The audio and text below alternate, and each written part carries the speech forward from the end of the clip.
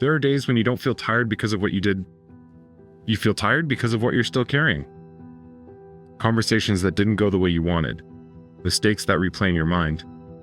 Expectations that quietly stayed long after the moment passed. If that feels familiar, you're not weak. You're human. Most people were never taught how to set their mind down after the day is over. Here's something simple you can begin practicing. At the end of the day, pause for 1 minute. Not to judge the day. Not to analyze it.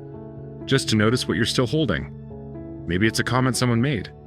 Maybe it's something you wish you had done differently. Maybe it's pressure about tomorrow.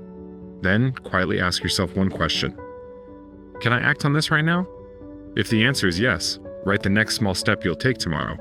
If the answer is no, practice letting the thought finish its visit instead of giving it another hour of your energy. This small habit doesn't erase problems, but it does something powerful. It teaches your mind that not every thought needs to stay overnight. The more often you practice this, the lighter tomorrow begins to feel.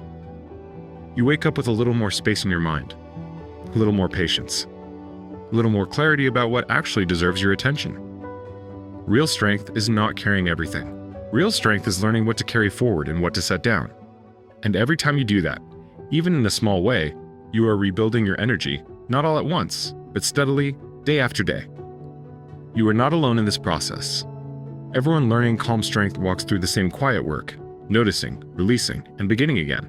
Subscribe if this message helped you feel a little steadier, and leave a comment with one thing you're choosing to set down today.